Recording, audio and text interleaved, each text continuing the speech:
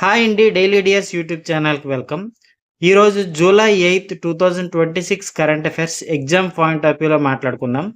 దీంట్లో first point చాలా important point. Bharat ప్రధాని ఇండోనేషియా పర్యటన. మన మోడీ గారు ఇండోనేషియా వెళ్ళారు.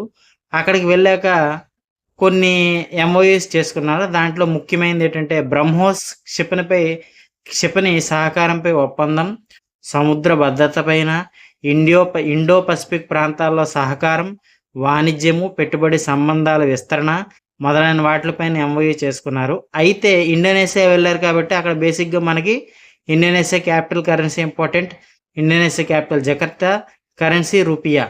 అయితే మన ప్రధాని గారికి అక్కడ ఒక పురస్కారం ఇచ్చారు. ఆ పురస్కారం పేరేంటంటే, పురస్కారం మీన్స్ అవార్డ్, బింటాంగ్ అది పూర్ణ అనేది. ఇది కూడా ఎగ్జామ్ పాయింట్ ఆఫ్ వ్యూలో చాలా ఇంపార్టెంట్. అలాగే గ్లోబల్ పాస్పోర్ట్ ఇండెక్స్ రిలీజ్ చేశారు. దీంట్లో ఇండియా ర్యాంకు 125.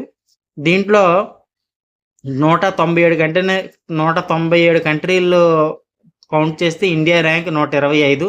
దీంట్లో ఫస్ట్ వచ్చేసి స్వీడన్ కంట్రీ.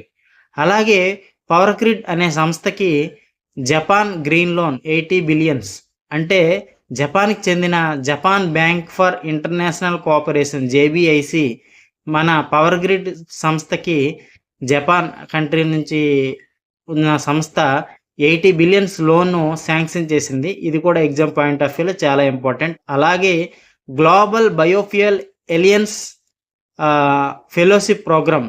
ఇది ఎందుకు ఇంపార్టెంట్ అంటే ఈ ప్రోగ్రామ్ కింద వరల్డ్లో 15 మందిని ఎన్నుకుంటే అందులో మన ఇండియన్స్ 2 ఉన్నారు.